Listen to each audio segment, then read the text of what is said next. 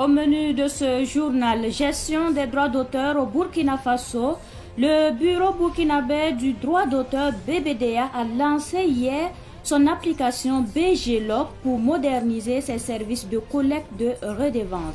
Les images à suivre dans ce journal. Et puis en Côte d'Ivoire, le gouvernement réagit après les accusations portées par Ouagadougou. Les autorités burkinabées avaient évoqué une tentative de déstabilisation impliquant des personnes qui auraient trouvé refuge du côté de la lagune Ébrié. Face à ces accusations, Abidjan réagit et conteste ces accusations. On en parle également. Ce sont les principaux titres de cette édition. Mesdames et messieurs, bonjour. Ravi de vous retrouver pour le point de l'actualité sur Savane TV. Bienvenue à tous. Et pour débuter, en Conseil des ministres d'hier, il était question de naturalisation, de consécration de pupille de la nation et de date d'inauguration du mausolée Thomas Sankara. Cynthia Zungrana nous fait la synthèse. La date d'inauguration du mausolée Thomas Sankara est maintenant connue, le 17 mai 2025. C'est la date retenue en Conseil des ministres, selon le ministre en charge de la culture, porte-parole du gouvernement, Pegrewende Gilbert Ouedraogo. Lancé en 2024 comme première infrastructure d'envergure du site du mémorial Thomas Sankara, le mausolée Thomas Sankara et ses 12 compagnons sera donc inauguré le samedi 17 mai 2025 à Ouagadougou. L'érection du mausolée vise d'une part à célébrer la mémoire du capitaine Thomas Sankara et celle de ses 12 compagnons et d'autre part à contribuer à la sauvegarde, à la préservation et à la promotion de l'héritage politique du père de la révolution d'août 1983. La cérémonie est placée sous le très haut patronage de son Excellence le capitaine Ibrahim Traoré, président du Faso, chef de l'État. À côté de cet hommage aux héros de la nation, le Conseil a porté une attention aux pupilles. 158 nouveaux pupilles de la nation sont retenus et 72 personnes de 16 nationalités différentes sont naturalisées burkinabè, comme l'explique le ministre de la Justice, Maître Edasso Rodrigue Bayala. Le bénéfice de l'octroi du statut de pupille de la nation aux enfants mineurs dont les parents, du fait qu'ils sont tombés au champ d'honneur ou blessés, ce qui les empêche bien entendu de faire face à leurs obligations et charges familiales. Donc l'octroi du statut de pupille de la nation permet aux bénéficiaires la gratuité bien entendu des soins de santé et de scolarité, un soutien matériel et financier et bien entendu un soutien psychosocial. Donc le Conseil a bien entendu analysé et adopté ce décret qui a porté l'octroi du statut de pupille de la nation à 158 enfants mineurs, des membres des forces armées, des forces de sécurité intérieure et à d'autres agents bien entendu de la fonction publique. Le deuxième rapport était relatif à la naturalisation de 112 personnes qui ont fait la demande d'acquérir la nationalité burkinabé et qui sont de 16 nationalités différentes. Pour les pupilles de la nation, comme pour les nouveaux citoyens burkinabés, les bénéfices de leur nouveau statut sont grands. Séverin Sanou est le nouveau PDS de l'arrondissement 6. Il a été installé mardi dernier. C'était dans les locaux du dit arrondissement en présence de Ruben Wilson Kodio. Monsieur Sanou Séverin, administrateur civil, au nom de Monsieur le haut-commissaire de la province du Kadiogo, je vous déclare officiellement installé ce jour 22 avril dans votre nouvelle fonction de président de la délégation spéciale.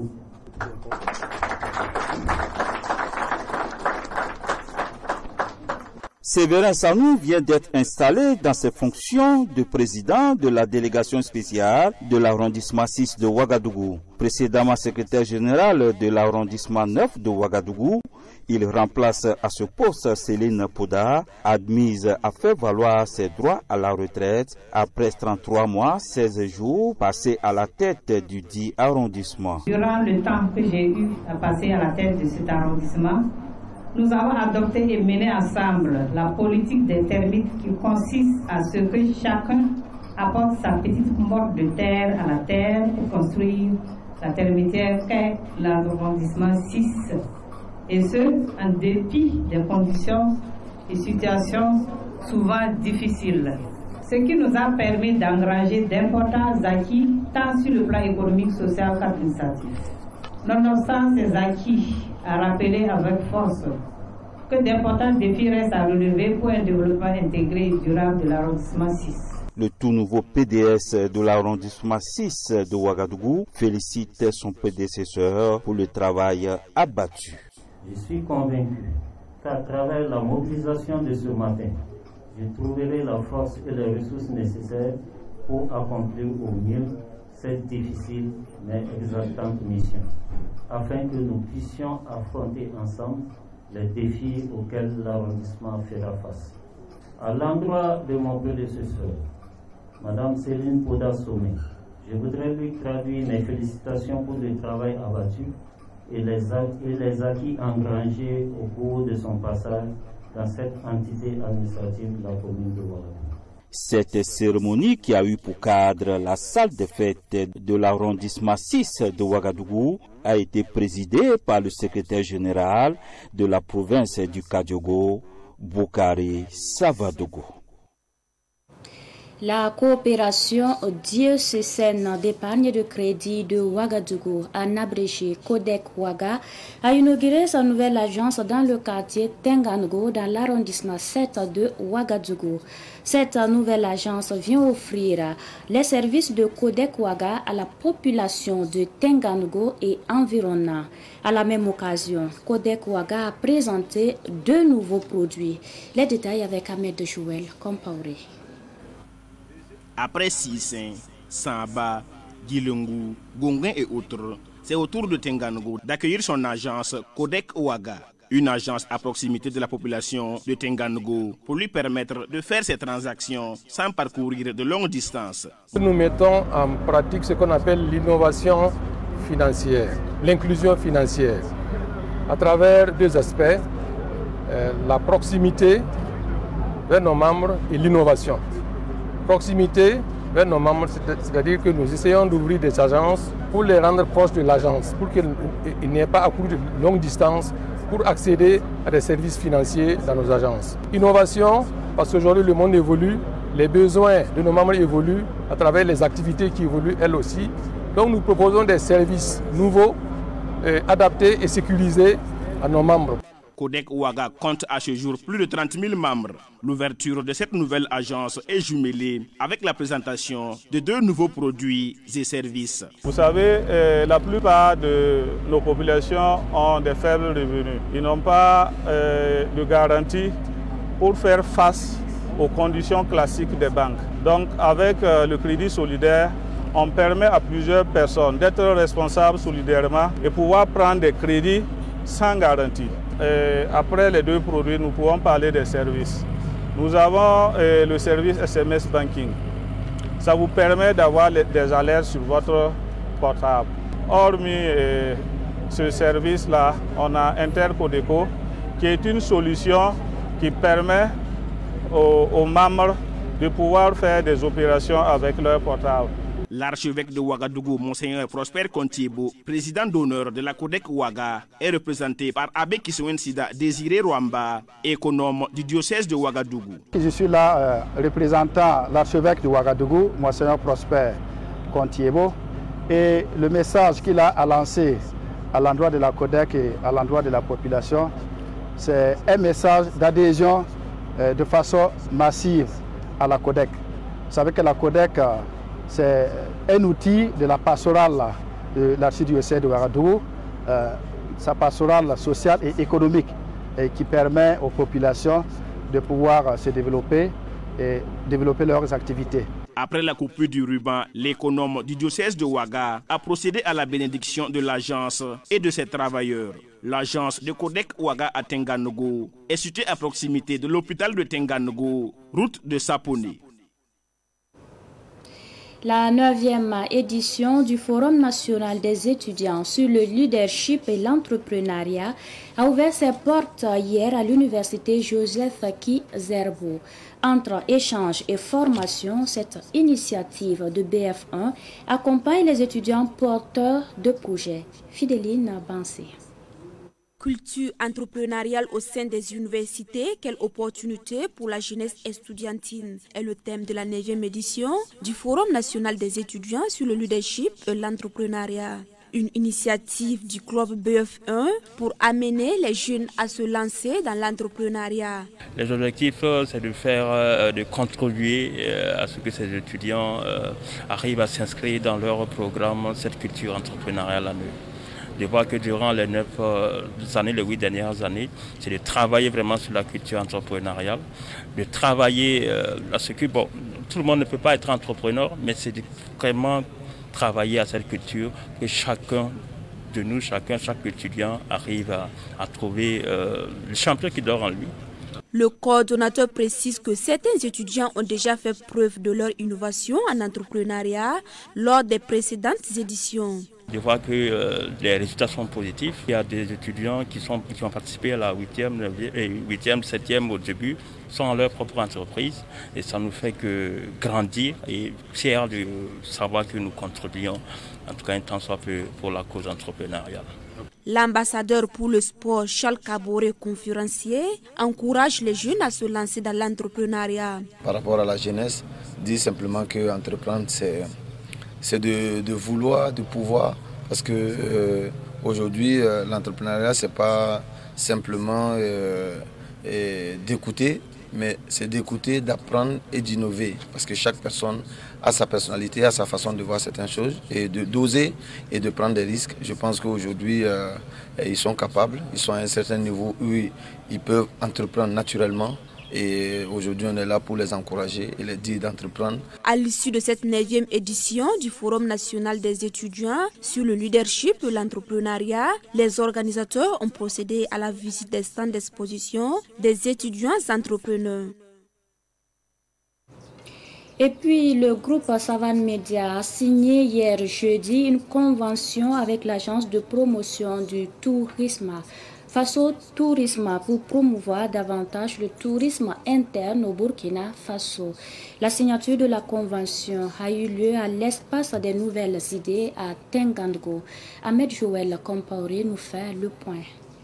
À travers cette signature de convention, Savane Media de son côté s'engage à promouvoir le tourisme interne. Cela à travers des émissions télé, des spots publicitaires et des reportages entre autres. Il faut d'abord souligner que pour ce qui est de Faso Tourisme, qui est en fait la résultante de la capitalisation des expériences en matière de promotion du tourisme qui ont commencé, lesquelles expériences ont commencé depuis les années 80, en ce qui me concerne, depuis le début des années 80, pour ce que je sais. Alors, si on parle de ce principe, bon, il s'ensuit que en fait, nous avons plus ou moins la même orientation, même si le segment de marché en fait, n'est pas le même. Et justement, ce sont des choses qui se complètent. Donc, quoi de plus normal pour nous que d'avoir accepté et d'avoir également travaillé à ce que cette convention-là, par exemple, voit le jour, surtout qu'au bout du compte, nous tous, nous travaillons pour que le Burkina soit connu, nous travaillons pour que le Burkina puisse s'enrichir. L'agence Faso Tourisme, pour sa part, va œuvrer au renforcement des capacités des journalistes de Savane Media sur les questions touristiques. Pour le DG de Faso Tourisme, ce partenariat scellé avec Savane Media n'est pas fortuit. Il faut dire que Savane Media s'est inscrit dans une dynamique qui contribue énormément à la promotion de la culture du tourisme. Et Faso Tourisme également a pour mission la promotion de la destination Burkina Faso à travers la valorisation effectivement de ce potentiel touristique et culturel.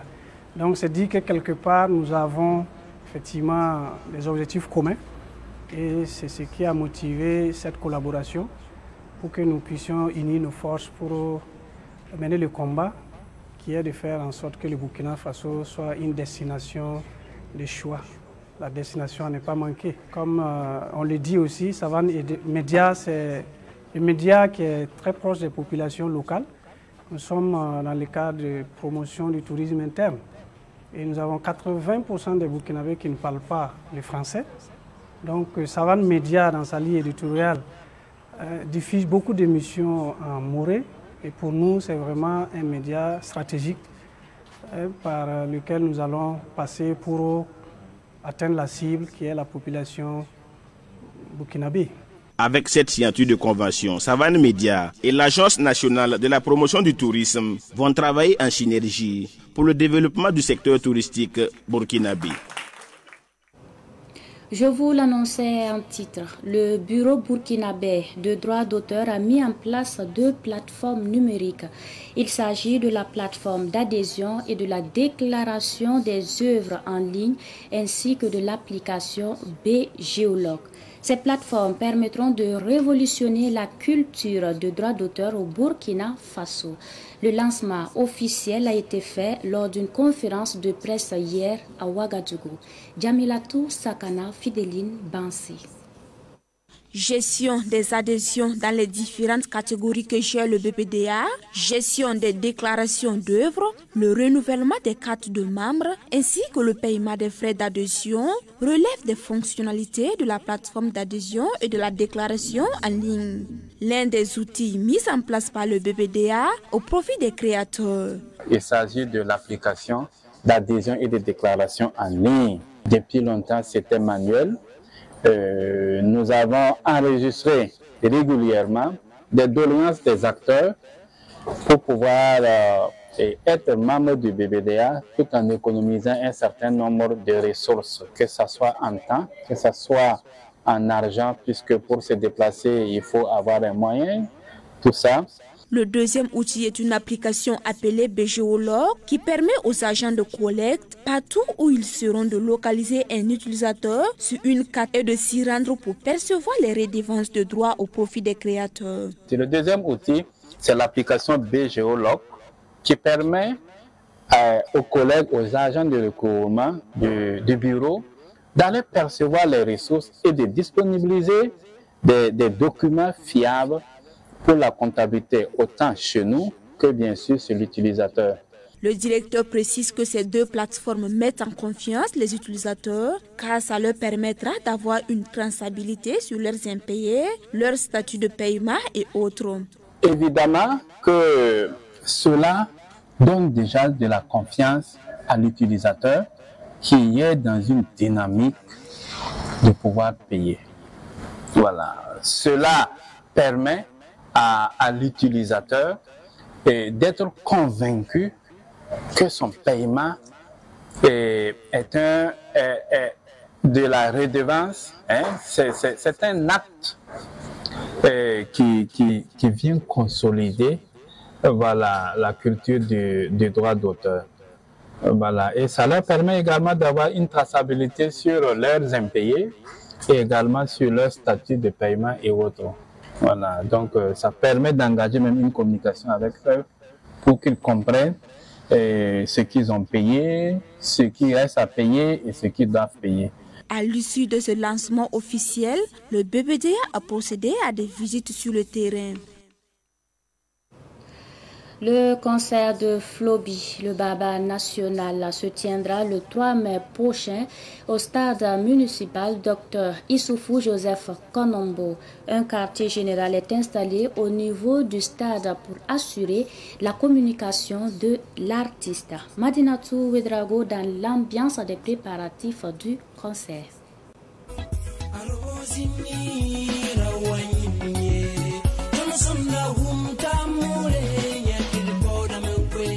L'homme de Rosine, Flobi également surnommé le Kirikou d'Afrique ou encore le papa des orphelins, se prépare au grand rendez-vous du 3 mai, tout autant que son staff.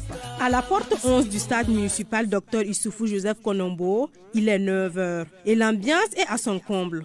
Tout est mis en œuvre pour une communication efficace, tant digitale que présentielle, en vue de ce grand rendez-vous musical. Depuis 2 mois, la team Yougos est mobilisée jour et nuit, tant au stade que dans les rues de Ouagadougou, pour promouvoir le concert.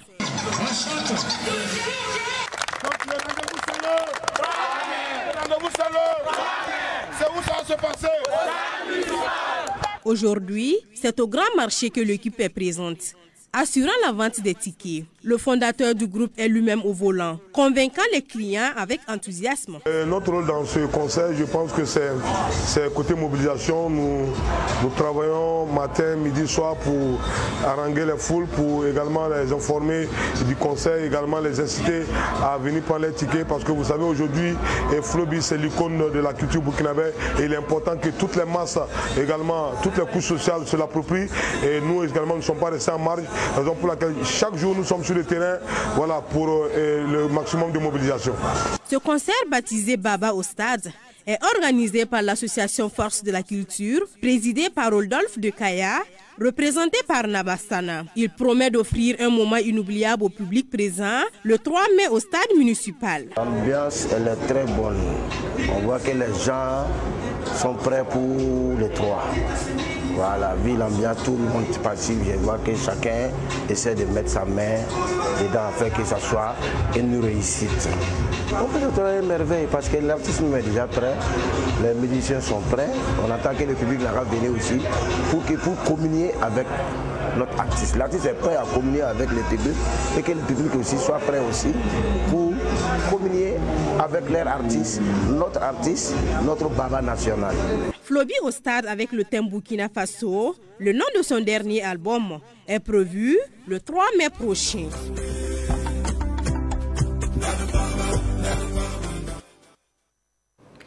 La communauté burkinabé vivant au nord de la Côte d'Ivoire a mis en place l'association des ressortissants du Nord en vue de contribuer au développement économique et social de la région. C'était le samedi dernier au cours d'une assemblée générale à Abidjan en présence de Nourata Sankara. Le samedi 12 avril 2025, se sont réunis les filles et fils du nord de Burkina Faso vivant en Côte d'Ivoire en assemblée générale élective à Abidjan dans la commune de Treichville pour choisir le président de l'association des ressortissants du Nord pour le développement économique et social, section Côte d'Ivoire ADS. Plus de 2000 personnes venues de l'intérieur de la Côte d'Ivoire, du Burkina Faso et des 13 communes d'Abidjan étaient rassemblées à la bourse du travail de Treichville pour exprimer leur engagement pour le développement de la région du Nord burkinabé en présence des autres autorités de la Côte d'Ivoire, les autorités diplomatiques et consulaires du Burkina Faso en Côte d'Ivoire, des chefs coutumiers et religieux. L'ancien Premier ministre ivoirien, M. Jeannot Ahoussou, patron de l'événement, à sa prise de parole, s'est prononcé fièrement sur ce pourquoi il s'engage pour le bon fonctionnement de l'ADS. Je voulais donc, mesdames et messieurs, chers frères et sœurs, vous dire toute ma fierté, ma joie de me retrouver avec vous, féliciter tous les initiateurs et je suis sûr que l'ADS sera émulée. Bon vent à la section d'ADS de Côte d'Ivoire pour que vive la coopération, l'amitié entre la Côte d'Ivoire et le Burkina. Avec son intervention émotionnelle et galvanisante, le président de l'ADS Nord National, Mahamadi Bagran Ouedraogo, a félicité M. Saleh Kiswensita Ouedraogo, le président nouvellement élu pour son poste, tout en lui exprimant son soutien. Mesdames et messieurs, c'est donc pour moi un agréable devoir et un réel plaisir, d'une part, de vous féliciter pour votre élection au bureau de l'ADS Nord Section Côte d'Ivoire et d'autre part, vous installer officiellement dans vos nouvelles fonctions. Je tiens à féliciter M.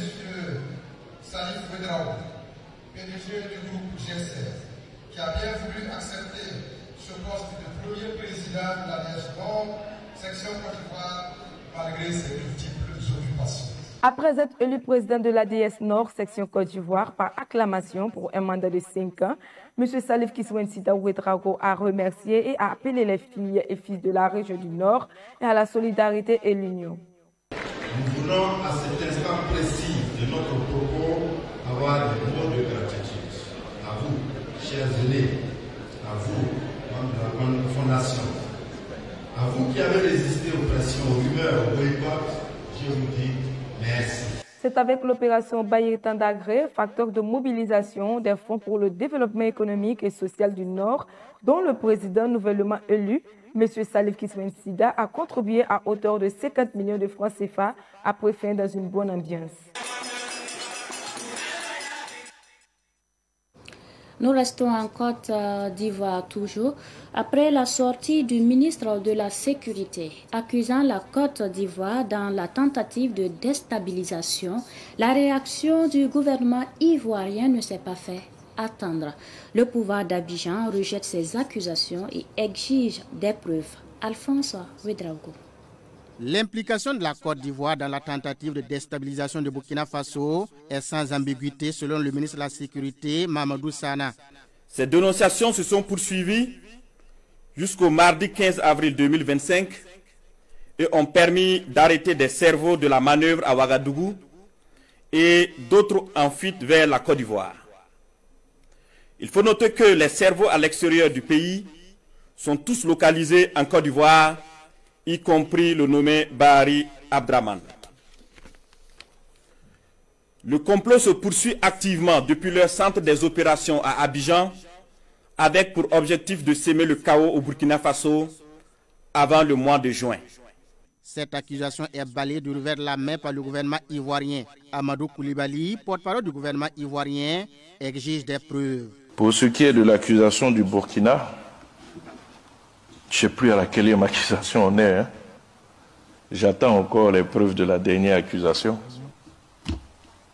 Peut-être qu'il y en aura d'autres. Je n'ai pas de commentaire à faire. Parfois, surtout quand on a la tête d'un pays, il faut être sérieux. Seulement, nombreux sont les Burkinabés recherchés qui ont trouvé refuge en Côte d'Ivoire, au vu et au su des autorités d'Abidjan. C'est l'essentiel de ce Savane Midi. Merci à vous qui l'avez suivi et merci à toute l'équipe qui a travaillé pour sa réalisation. La suite du programme dans un instant.